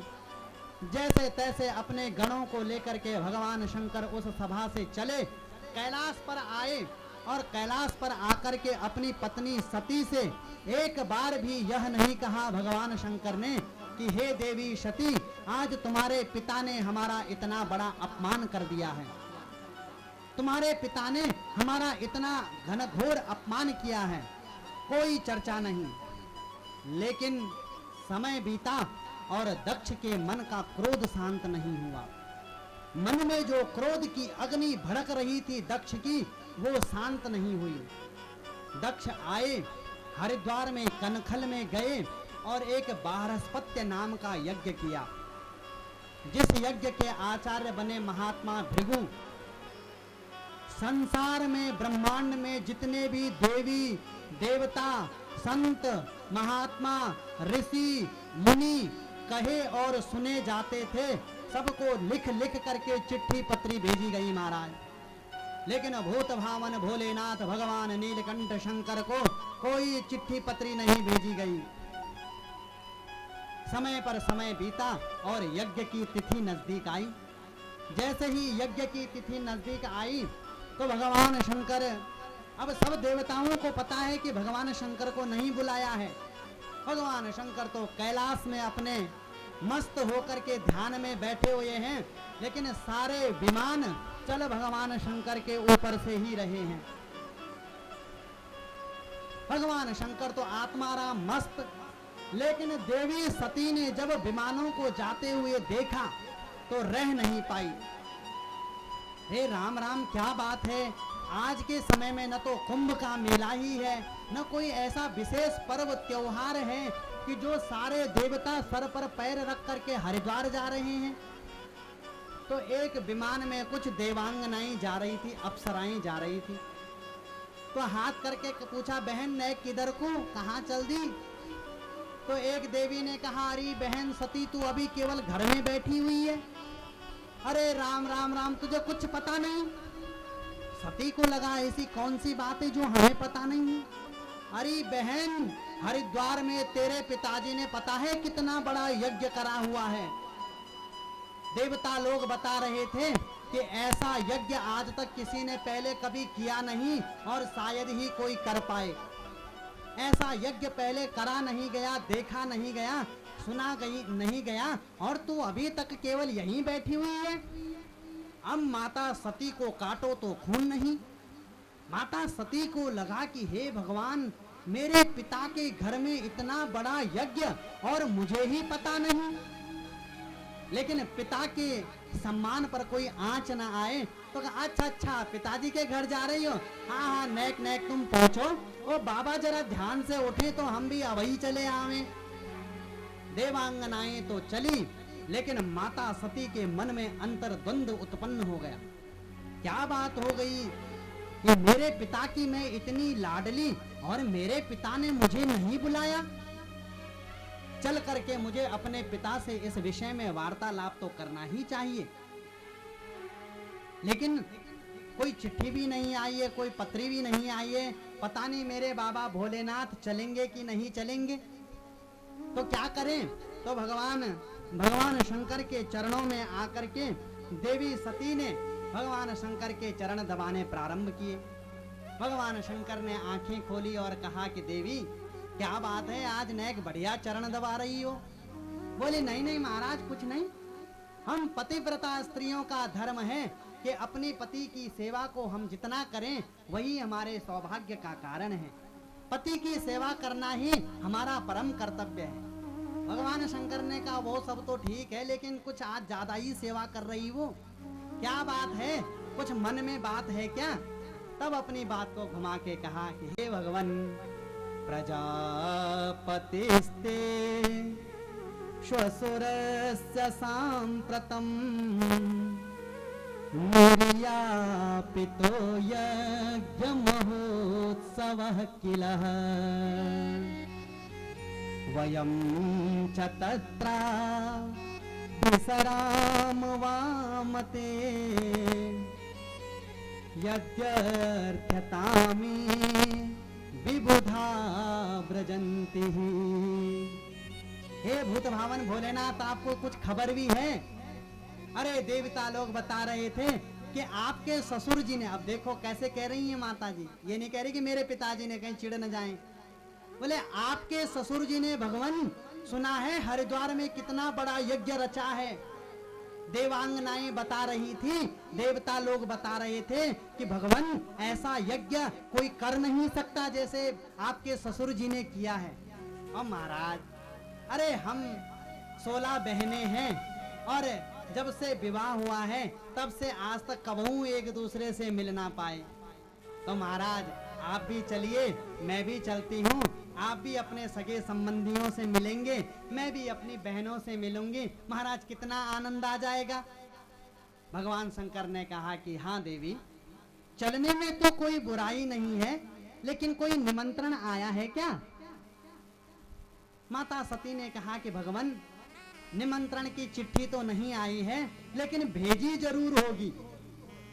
हो सकता है कहीं डाक गड़बड़ा गई हो, और नहीं भी भेजी हो तो महाराज होता है, अरे बड़े बड़े कार्यक्रमों में अपना खास से खास सगे से सगा छूट जाता है महाराज, और फिर पति के घर में, पिता के घर में और गुरु के घर में तो बिना बुलाए ही चला जाना चाहिए। भगवान शंकर ने कहा कि हाँ देवी, तुम बिल्कुल सही कह रही हो कि पिता के घर में, गुरु के घर में और पति के घर में जरूर जाना चाहिए, लेकिन ऐसी ही जगह जाना चाहिए जहां जाकर के हमारा मन प्रसन्न हो जाए और हमें देख करके उनका मन प्रसन्न हो जाए। ऐसी जगह देवी सती कभी नहीं जाना चाहिए कि हम तो प्रेम के वशीभूत हो करके गए और हमें देख करके सामने वाले के मन में आग लग गई और उसे देख करके हमारे मन में आग लग गई। तो ऐसी जगह पर तो साक्षात आसमान से यदि स्वर्ण की वर्षा भी हो रही हो तो भी नहीं जाना चाहिए। बाबा लिखते हैं ना, आवत ही हर से नहीं, नैनन नहीं स्नेह, तुलसी तहाँ न जाइए चाहे कंचन बरसे नेह। हे देवी, जहाँ पर जाकर के हमारे मन में आग लग जाए, हमें देख करके सामने वाले के मन में आग लग जाए, ऐसी जगह पर तो बादलों से यदि सोना भी बरस रहा हो तो भी नहीं जाना चाहिए। भगवती सती ने कहा, अरे भगवान, आपको यहाँ कैलाश में बैठे बैठे कैसे पता कि हमें देख करके वो प्रसन्न नहीं होंगे? मैं आपको बताऊं कि यदि एक बार हम गए तो पिताजी तो कान पकड़ करके माफी मांगेंगे कि अरे बेटा, मुझसे तुझे बुलाने में भूल हो गई, क्या करें, भूल हो जाती है, मेरे अपराध को क्षमा करना। बरसों पहले जो घटना घटी थी भगवान शंकर के साथ, आज भगवान शंकर ने सुनाई कि देवी सती, मुझे पता है कि तुम्हारे पिता हमें नहीं बुलाएंगे। बरसों पहले हे देवी सती, उस स्वागत समारोह में मैं तुम्हारे पिता के सम्मान में थोड़ा खड़ा नहीं हुआ तो तुम्हारे पिता ने मेरा इतना अपमान किया। यद्यपि मेरे मन में कोई तुम्हारे पिता का अपमान करने की भावना नहीं थी, मैंने तो सर्वभूत हृदयस्थ नारायण को प्रणाम करते हुए तुम्हारे पिता को भी प्रणाम ही किया था, लेकिन मेरी भावनाओं को समझे बिना तुम्हारे पिता ने मुझे ऐसी ऐसी गालियां दी देवी, मैं तो सह गया, तुम नहीं सह पाओगी। हे देवी, कोई बाण उठाए, धनुष पर चढ़ाए और बाण को भेदता हुआ वक्षस्थल को विदीर्ण कर करके बाण चला जाए, उस घाव की पीड़ा बहुत होती है, लेकिन औषधियों के लेप से वह घाव ठीक हो सकता है। अरे महाराज, चिन्ह तक नहीं रहेगा, लेकिन जीभ से जब बाण चल कर करके किसी को भेदता है तो महाराज कभी ठीक नहीं होता है। ऐसी ऐसी गालियां तुम्हारे पिता दक्ष ने मुझे दी, मैं तो सह गया देवी, लेकिन मैं तुम्हें ठीक ठीक जानता हूँ, तुम सह नहीं पाओगी, इसलिए किसी भी प्रकार से वहां जाने में तुम्हारा कल्याण नहीं है। स्पष्ट शब्दों में कह दिया भगवान शंकर ने, लेकिन माता सती मन नहीं मान पाए। निष्क्रामति निर्विसति द्विधा सा। माता सती कभी घर के भीतर और कभी घर के बाहर, कभी भगवान शंकर के चरणों को दबाए, कभी घर के भीतर जाए, कभी अपने उद्वेग को रोकने का प्रयत्न करे। माता सती अपने को रोक नहीं पा रही है। एक तरफ पिता का प्रेम खींच रहा है, दूसरी तरफ भगवान शंकर अप्रसन्न न हो जाएं, इस बात की चिंता सता रही है। भगवान शंकर के चरणों को दबाए, कभी कहे भगवान तो मैं चली, फिर थोड़ी दूर जाकर के कहती है अरे राम राम, ऐसा न हो कि हमारे पतिदेव नाराज हो जाएं। फिर वापस आकर के मनाने लगती है।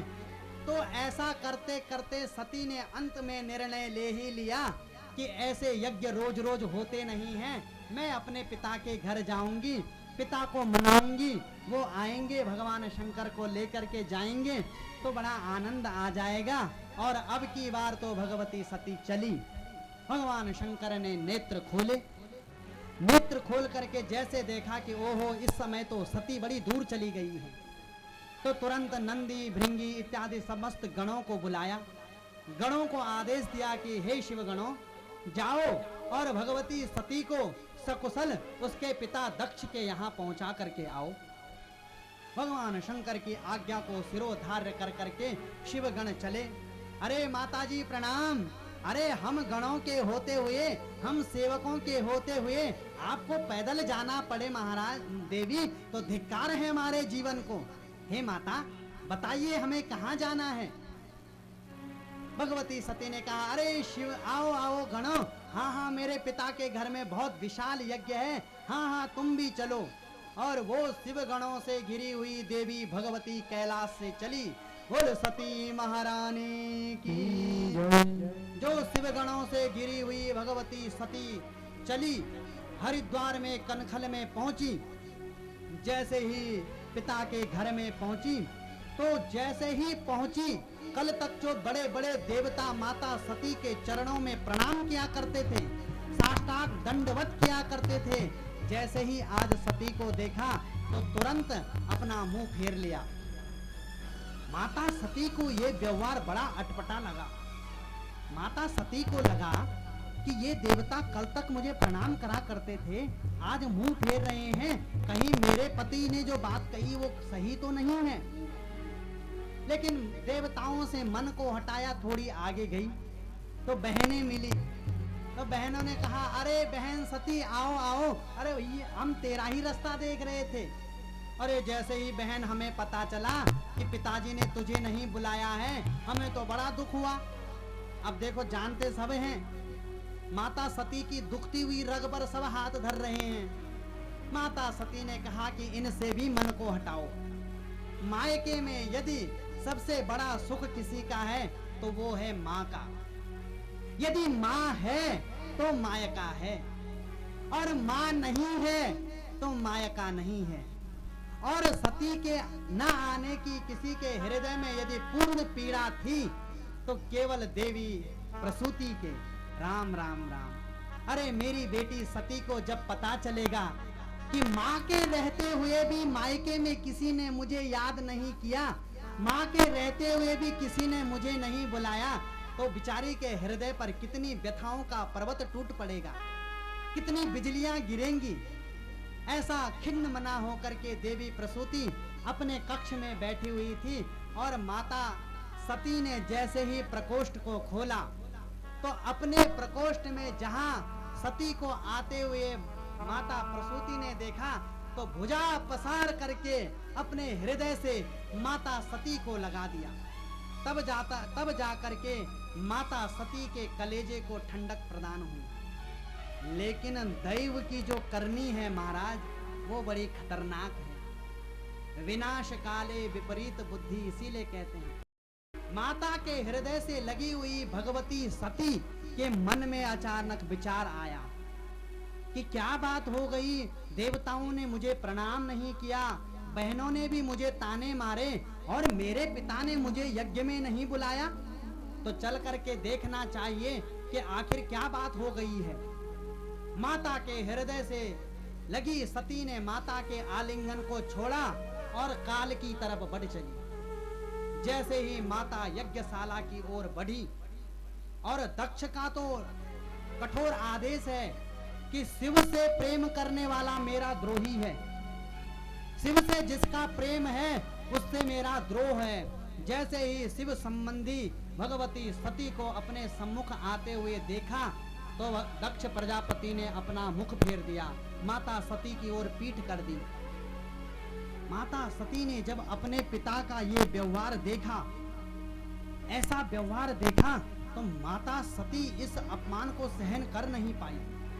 फिर अपने मन में सोचा कि माता पिता तो अपने पुत्रों का किसी न किसी बात पे शिक्षा देने के लिए कुछ न कुछ बोल ही देते हैं, इसलिए माता पिता की बातों का ज्यादा बुरा मानना नहीं चाहिए। इसलिए जैसे तैसे अपने क्रोध की अग्नि को रोक के रखा। लेकिन जैसे ही यज्ञशाला के ऊपर देवी सती का दृष्टिपात हुआ, जैसे ही भगवती सती ने यज्ञशाला को देखा, तो मैत्रेय मुनि कहते हैं, विदुर जी, ब्रह्मांड में जितने भी देवी देवता संत महात्मा कहे और सुने जाते हैं, सबके भाग स्पष्ट रूप से रखे हैं, लेकिन देवादिदेव महादेव भूत भावन भोलेनाथ का कोई भाग यज्ञ मंडप पे नहीं है। और एक सौभाग्यवती स्त्री सब कुछ स्वीकार कर सकती है, लेकिन मांग के सिंदूर का अपमान स्वीकार नहीं कर सकती। तो मैत्रेय मुनि कहते हैं, अरुद्र भागम तमवेक्ष चाध्वरम पित्रा च देवे कृत हेलनम विभो अनादृता यज्ञ सदस्यधीश्वरी चुकोप लोका निवधक्षति रुषा। मैत्रेय मुनि कहते हैं कि हे विदुर जी, लाल लाल रक्त वर्ण आंखों से जब माता सती ने उस यज्ञशाला को देखा, तो ऐसे लगा कि भगवती सती माता गौरजा आज इस समस्त यज्ञशाला को एक क्षण में भस्म कर डालेंगी।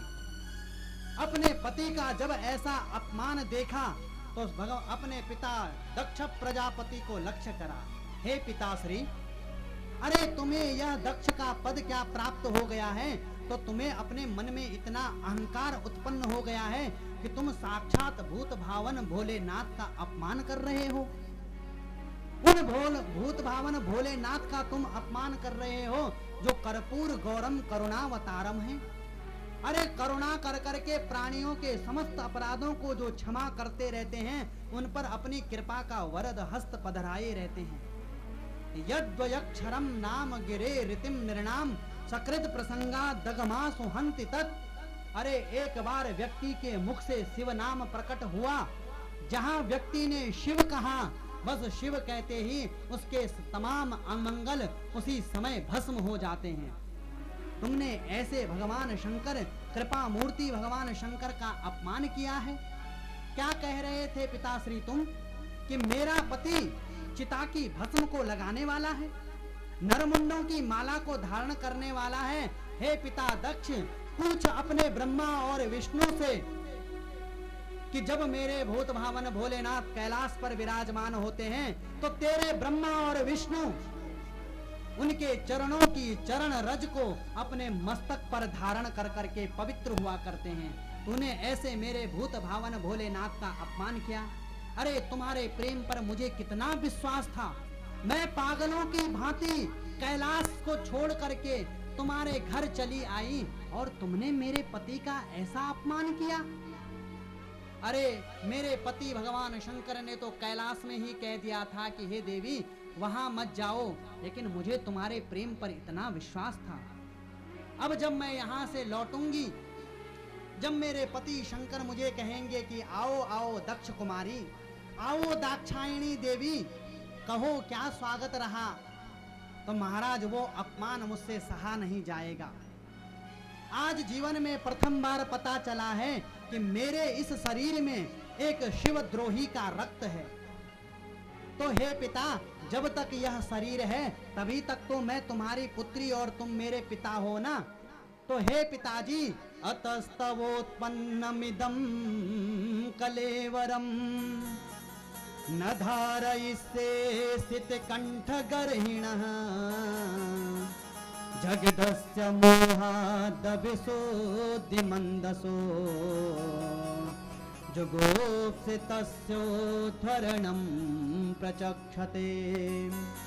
हे पिताजी, इस शरीर में शिवद्रोही का रक्त है, इसलिए अब ये सती इस शरीर को धारण नहीं करेगी। और इतना कहते हुए विदुर जी, माता सती ने वहीं यज्ञ में बैठ करके तमंत देह में योग अग्नि का स्मरण किया, हाथ जोड़ करके कहा कि हे भगवान, यदि मैं मन वचन कर्म से भगवान शंकर के चरणों में सन्निहित रही हूँ तो मुझे आशीर्वाद दीजिए, वरदान दीजिए।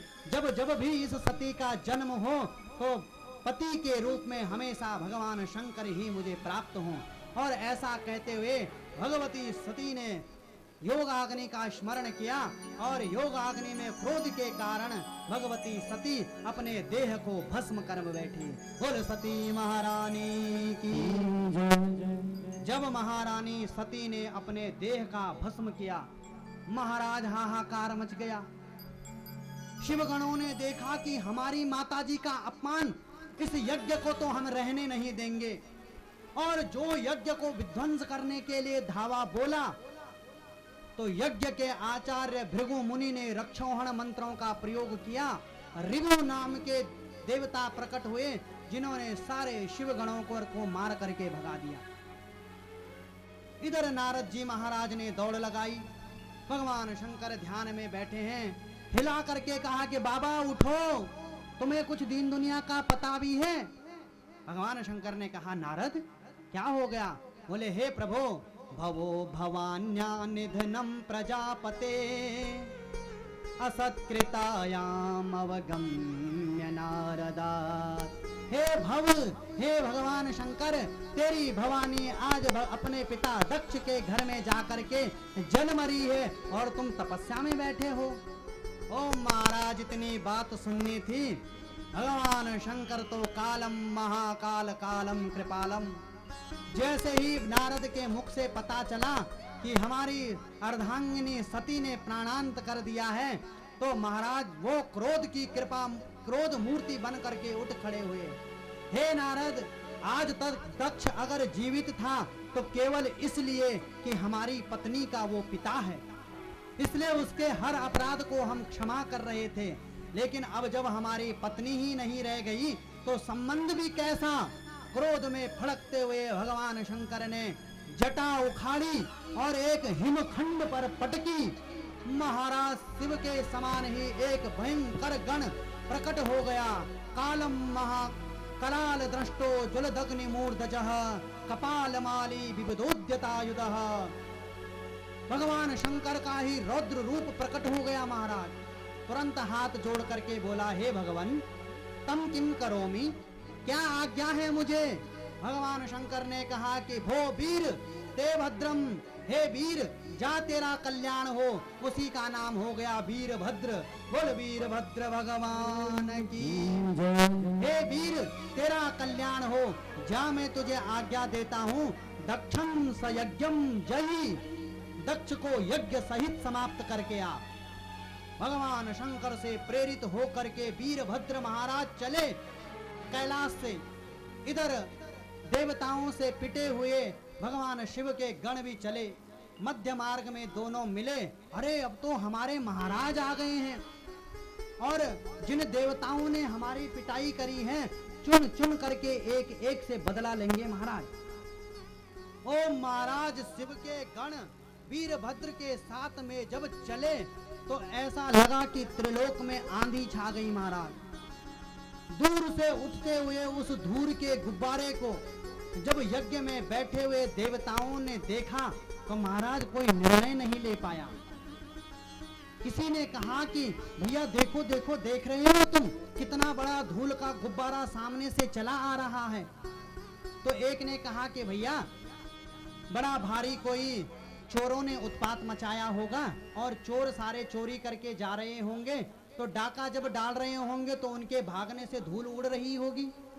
तो एक देवता ने कहा कि नहीं, वाता न वांति नहीं संति दस्य वह प्राचीन बरिह जीवति होग्र दंडः। नहीं नहीं भैया, क्या तुम्हें पता नहीं है, इस समय राजा प्राचीन वर्ही का राज्य है और राजा प्राचीन वरही के राज्य में कोई चोर नहीं हो सकता है। तो दूसरे ने कहा कि भैया हो सकता है लाखों गायें करोड़ों गायें घर आ रही होंगी, उनके चलने से बड़ी धूल उठ रही होगी। तो तीसरे ने कहा कि गावो न काल्यंत इदम कुतुरजा, एक गायों के आने का समय भी नहीं है। तो चौथे ने कहा तो फिर तो लगता है कि प्रलय होने वाली है। तो पांचवें ने कहा कि लोको धुना किम प्रलयाय कल्पते, अभी तो प्रलय का समय भी नहीं है। अब जब तक कोई कुछ निर्णय ले पाता तब तक तो उस धूल के गुब्बारे ने सारी यज्ञशाला को घेरना प्रारंभ किया। और जहां भूत प्रेत दिखाई पड़े, देवताओं को लगा कि अब कुछ गड़बड़ होने वाली है। जैसे ही देवता भागने लगे, वीरभद्र ने आदेश दिया कि शिवगणों, एक भी भागने न पावे, सबको पकड़ लो। तो भृगुम बबंध मणिमान वीरभद्रम प्रजापति चंडीशम पूषणम देवम भगन्वी स्वरोग्रही। मणिमान नाम के गण ने भृगु महाराज को पकड़ा, जिसके पकड़ में जो आया सबके सब लाइन हाजिर। वीरभद्र ने कहा हाँ वही शिवगणों, अब बताओ कि इन्हें क्या क्या दंड दिया जाए। तो एक ने कहा कि महाराज ये दाढ़ी वाले बाबा खड़े हैं ना जो भृगु महाराज, बोले हाँ हाँ क्या क्या इसने। बोले जब दक्ष प्रजापति भगवान शंकर को गालियां दे रहा था, और दक्ष प्रजापति जब भगवान शंकर को गालियां दे रहा था और हमारी पिटाई हो रही थी, तो बाबा दाढ़ी पर हाथ घुमा घुमा करके बड़ा खुश हो रहा था। बोले अच्छा, वीरभद्र को आया क्रोध, बाबा की दाढ़ी पकड़ी, सो गोविंदाय नमो नमः। बेचारे के सारे दाढ़ी मूंछ मूंड डाली। दूसरे खड़े थे भग देवता। भग देवता से कहा कि हे महाराज, ये जो भग देवता खड़े हैं, बोले हाँ इसने क्या किया। बोले जब भगवान शंकर को गालियां पड़ रही थी और हमारी पिटाई हो रही थी, तो महाराज ये बड़ी आंखें मटका रहा था। बोले अच्छा, इतना क्रोध आया कि दोनों उंगलियां डाली, सो गोविंदाय नमो नमः। एक थे पूसा देवता खड़े, बोले इसने क्या किया। बोले महाराज जब शंकर को गालियां पड़ रही थी, हमारी पिटाई हो रही, तो ये बहुत दांत दिखा रहा था। बोले अच्छा, वीरभद्र को क्रोध आया, एक मुक्का मारा तो महाराज वेदांती कर डाला, सबको चित्र लिखित बध कर डाला। लेकिन जब दक्ष प्रजापति की बारी आई, एक विशाल खड्ग वीरभद्र ने उठाया, हर हर महादेव का नाद करते हुए दक्ष प्रजापति के मस्तक को काटा और यज्ञ की अग्नि में डाला। तमाम यज्ञ का तहस नहस विध्वंस कर करके शिवगण लौट आए। इधर देवता किसी के बेचारे के हाथ टूटे, किसी के पैर टूटे, किसी का सर फूटा। सब पहुंचे ब्रह्मा जी के पास। बोले अरे ब्रह्मा जी महाराज दया करो। बोले हाँ दया तो करेंगे, पर गए कहाँ थे। बोले महाराज वो दक्ष प्रजापति के यहाँ गए थे यज्ञ में भाग लेने। ऐसा भाग लिया महाराज कि भाग तो मिला नहीं, अपने शरीर के भाग और चले गए हमारे। बोले तो भाई जाते समय सोचना भी तो चाहिए। बोले तुमने अपराध किया है भगवान शंकर का, अब भगवान शंकर ही तुम्हें स्वस्थ कर सकते हैं। ब्रह्मा जी को आगे कर करके भगवान शंकर के पास कैलाश में पहुंचे। भगवान शंकर ने ब्रह्मा जी को अपने पास आया देखा, प्रणाम किया और ब्रह्मा जी ने कहा कि हे भगवान भूत भावन भोलेनाथ, अब जो होना था सो हो गया, अब इन देवताओं पर कृपा करो। भगवान शंकर ने कहा कि बताओ देवताओं तुम क्या चाहते हो। तो भृगु महात्मा आए, तो महात्मा की क्योंकि लंबी दाढ़ी थी पहले तक, तो महात्मा जी दाढ़ी मूंछ पर हाथ घुमावे, लेकिन कुछ बचा ही नहीं है। तो बोले महाराज अब रह नहीं पाएंगे। तो शंकर ने कहा कि हे महात्मन, ओ महाराज वो पूरी लंबी दाढ़ी तो नहीं आएगी, लेकिन जाओ हमारा आशीर्वाद है, थोड़ी थोड़ी आ जाएगी। तो फ्रेंच कट की शुरुआत वहीं से हुई। भग देवता खड़े थे तो उनसे कहा कि जाओ तुम मित्र की दृष्टि से देख पाओगे। पूसा देवता को कहा कि कुछ ज्यादा खाने की जरूरत नहीं, सत्तू घोल घोल के पियो। ब्रह्मा जी ने कहा कि महाराज अब चल करके जरा उस यज्ञ को भी आप अगर सफल कर देते तो बड़ी कृपा होती। तो शंकर ने कहा कि भैया चले तो हम चलें, लेकिन अपने राम को जब यज्ञ में जाके मिलना ही कुछ नहीं है तो जाके करें भी क्या। तो सारे देवता एक साथ बोले नहीं नहीं प्रभु, एस्ते रुद्र भागोस्तु यदुच्छेष्टो ध्वरस्य वै यज्ञस्ते रुद्रभागेन कल्पतामद्य यज्ञहन्।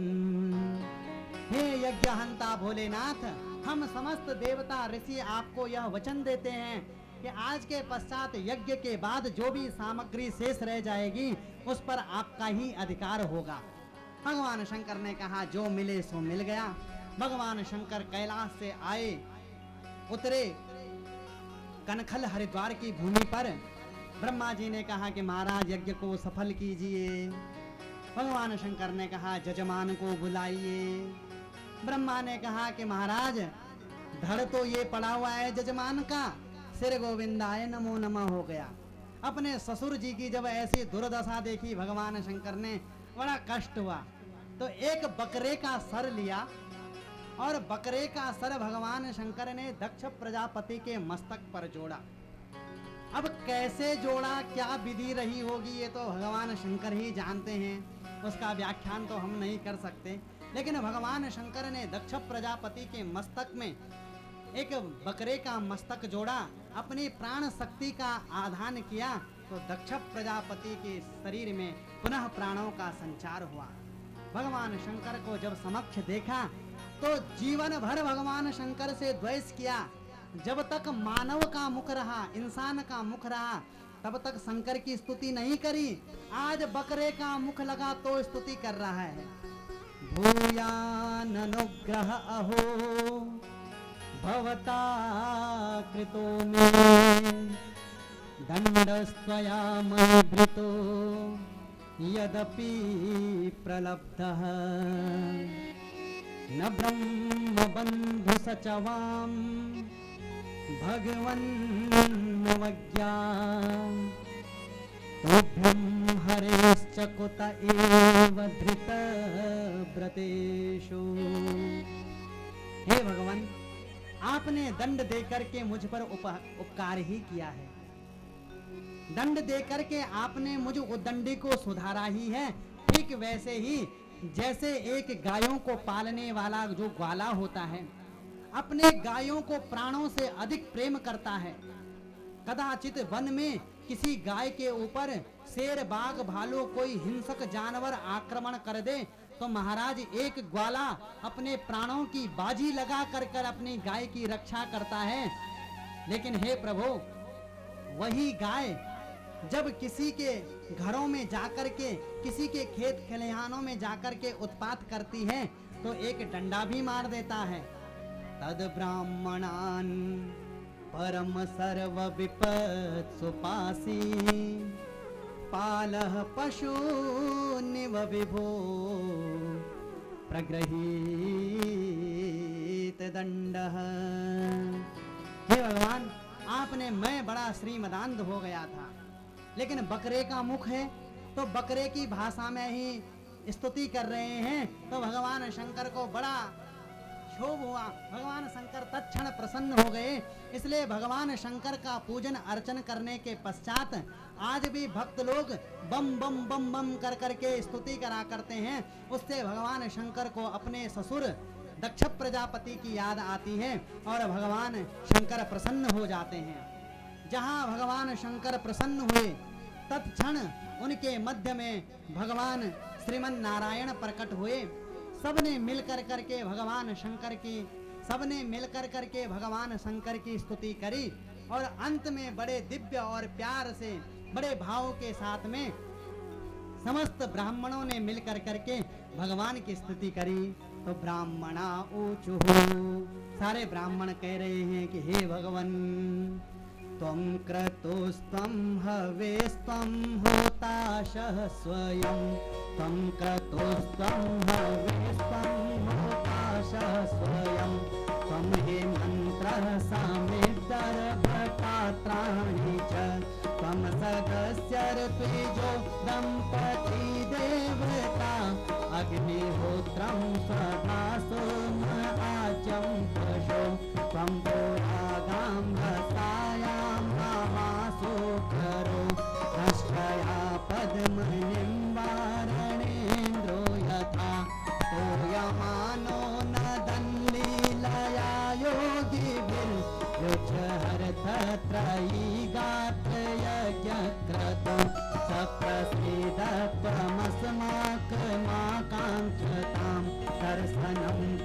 परिभ्रष्ट सत्कर्मणां कीर्त्यमानेन्द्रभिर्नाम्नि यज्ञस्ते यज्ञविघ्नाक्षयं यान्ति तस्मै नमः। हे भगवान, आप ही यज्ञ हैं, आप ही यज्ञ की समिधाएं हैं। आपने ही प्राचीन काल में इस वसुंधरा का उद्धार किया। ब्राह्मणों ने जब ऐसी स्तुति करी तब भगवान ने कहा कि हे देवताओं, हे ऋषियों, हे ब्राह्मणों, अहम ब्रह्मा च सर्वस्य जगतः कारणं परम आत्मेश्वर उपदृष्टा स्वयं दृग विशेषणः। भैया, मुझ में, ब्रह्मा में और शंकर में कोई भेद बुद्धि मत रखना। मैं ही ब्रह्मा बन करके इस संसार का सृजन करता हूँ, मैं ही नारायण बन करके इस संसार का पालन करता हूँ, और मैं ही शिव बन करके, शंकर बन करके इस संसार का संहरण करता हूँ। इसलिए मुझ में, ब्रह्मा में और शंकर में कोई भी भेद नहीं है। तो भगवान शंकर, त्रिदेवों के मध्य में भगवान नारायण ने अपनी अभेदता को बताया। इस प्रकार भगवान शंकर ने दक्ष के यज्ञ का विध्वंस करवा करके दक्ष के अभिमान को चूर्ण किया, और अंत में दक्ष पर भगवान की कृपा हुई। तो भगवती सती के चरित्र के माध्यम से भगवान श्री विदुर जी महाराज को मैत्रेय मुनि ने भगवान शंकर और माता सती का यह चरित्र सुनाया। बड़ा परम पवित्र चरित्र है। भगवान शंकर का नाम, माँ भवानी सती का नाम एक बार ग्रहण कर लेने से, स्मरण कर लेने मात्र से ही समस्त अमंगल दूर हो जाते हैं। तो भगवान शंकर की इस कथा चर्चा के साथ में आज के इस कथा सत्र को विराम दें, क्योंकि समय सीमा कह रही है कि महाराज रुकिए, कहते कहते हम बहुत आगे निकल आए। तो आज की कथा सत्र को यहीं विराम करें। कल ठीक समय पर हमारी कथा प्रारंभ होगी और भक्त ध्रुव और भक्त प्रहलाद की कथा को हम आपको सुनाएंगे। भक्त ध्रुव और भक्त प्रहलाद की कथा हम आपको सुनाएंगे, लेकिन आप कल ठीक समय पर आएंगे तो कथा ही हम तब आपको सुना पाएंगे, और धैर्य लेकर के आएगा। कथा सुनते सुनते बड़ा टाइम लग जाता है। तो आज की कथा को विराम करें, लेकिन इससे पहले हमारे बीच में ये मेरा पर्सनल भी थोड़ा व्यवस्था है कि भगवान की मेरे मन में जितनी वो है उतना ही मैं सेना के प्रति भी पूर्ण अपना बुद्धि को रखता हूँ। तो हमारे मध्य में ब्रिगेडियर श्री गंगा प्रसाद चमोली जी कथा में पधारे हैं। तो हम आपका इस व्यासपीठ से स्वागत करते हैं। और हम तो क्या कह सकते हैं, लेकिन भागवत भगवान के कल्प वृक्ष की छाया में बैठ करके हम आपसे यही कहते हैं कि भगवान आपको निरंतर उन्नति प्रदान करे, सुख सौभाग्य प्रदान करता रहे, और जिस क्षेत्र में आप हैं आपके हस्त से, कर कमलों से इस देश की सेवा होती रही और हमारी सुरक्षा बनी रहे। तो इन शब्दों के साथ में हम आपका स्वागत करते हैं।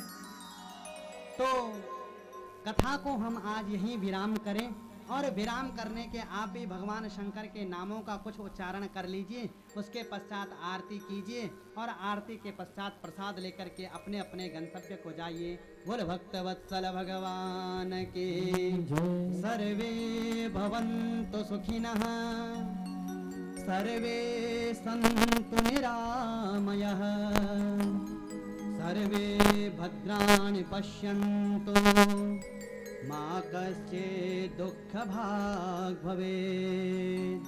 बोल वृंदावन विहारी लाल की, श्रीमद् भागवत महापुराण की जय, पितृदेवताओं की जय, जगत जननी जगदम्बे मैया की जय। ओम नमः पार्वती पतये। मैं सभी से अनुरोध करता हूँ, यजमान परिवार, जो मुख्य यजमान परिवार लोग हैं, आरती के लिए आए, और आप लोग बैठे बैठे अपने स्थान पर आरती के दर्शन करें। उसके बाद प्रसाद का वितरण होगा, तो आप लोग एक एक करके ब्याज की परिक्रमा करते हुए वहाँ से आपको प्रसाद मिलेगा। फिर वहाँ पर जो भी महाप्रसाद की व्यवस्था की गई यजमान जी की ओर से, तो आप आराम से प्रसाद दें, बैठे बैठे आरती के दर्शन। ऐसे नहीं कि हम लोग खड़े नहीं होते तो बस पता नहीं क्या इसलिए जो है आप अपने स्थान में बैठे रहे, आरती के दर्शन करें। मुख्य योग आप आरती के लिए आए, उसके बाद आरती सबके पास आएगी, चरणामृत तिलक जो भी व्यवस्था हमारी तरफ से है आपको दी जाएगी। शांत भाव से अपने स्थान में बैठे रहे। सबका धन्यवाद।